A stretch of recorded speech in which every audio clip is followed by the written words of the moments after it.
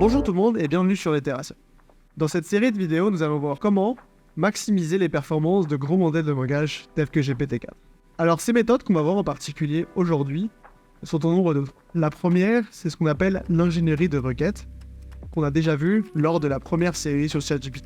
Nous allons ensuite voir les méthodes de recherche d'informations. Puis, finalement, nous allons voir la méthode d'affinage des modèles. Nous allons voir que en combinant toutes ces méthodes, nous pouvons, dans des contextes particuliers, améliorer la performance des modèles de langage. Alors, lorsqu'on se lance avec un modèle de langage, typiquement, on va toujours commencer avec la requête. Donc la requête, c'est quelque part la tâche que l'on souhaite réaliser avec notre modèle de langage. Une fois qu'on a effectué cette requête, on va évaluer les résultats de notre modèle de langage selon plusieurs critères. En fonction des problèmes rencontrés lorsque l'on évalue les résultats de la requête, il y a plusieurs méthodes qui permettent de pallier aux problématiques rencontrées. La première, c'est la mémoire à court terme. C'est-à-dire si le modèle n'a pas été capable de répondre à la question car le contexte ne lui a jamais été fourni. Dans ce cas, il existe une méthode qu'on appelle recherche d'informations qui va venir donner le contexte dans la requête au modèle pour être capable de mieux répondre à la question. On parle aussi d'enraciner le modèle avec un contexte pertinent lorsque l'on utilise cette méthode. Si la problématique rencontrée dans la sortie est plus relative au style, au ton ou à la structure de la sortie, on parle alors de problèmes à long terme. C'est-à-dire que le modèle n'a pas été entraîné pour la tâche en particulier qu'on lui souhaite faire accomplir. Dans ce cas-là, on va utiliser une méthode qu'on appelle affinage des modèles. Il faut savoir que ces deux méthodes ne sont pas exclusives, mais elles sont complémentaires. Donc, si jamais on rencontre un problème, on va utiliser une méthode. Si on rencontre l'autre problème, on va utiliser l'autre méthode. Il est tout à fait possible d'utiliser ces deux méthodes à la fois.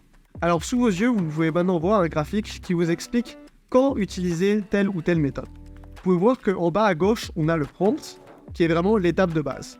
Donc, le prompt, c'est l'instruction de base que l'on donne au modèle.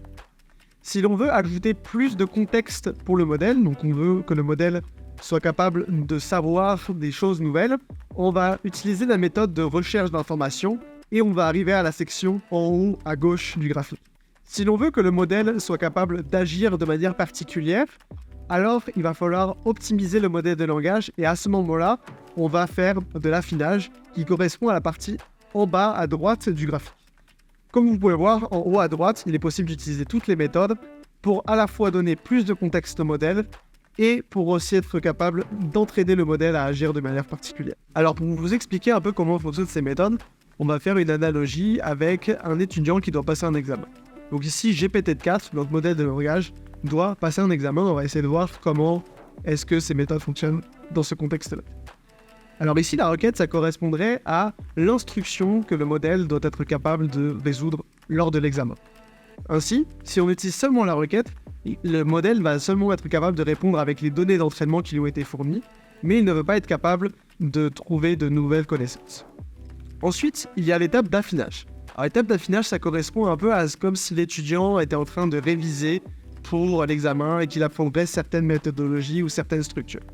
Ici, on va apprendre à notre modèle à suivre une structure particulière inclue dans des données d'entraînement. Donc on va réentraîner notre modèle pour venir personnaliser ce modèle sur un domaine d'expertise plus particulier. Finalement, il y a l'étape de recherche d'informations qui correspondrait un peu comme si l'examen était passé par l'étudiant à livre ouvert. Donc le modèle va être capable d'aller rechercher l'information pertinente directement dans le contexte qui va lui être fourni. Merci de nous avoir suivis pour cette nouvelle vidéo. Vous pouvez aller voir nos autres vidéos de cette série pour venir creuser plus en détail les méthodes vues aujourd'hui. C'était Pierre et je vous remercie et à bientôt sur Littération.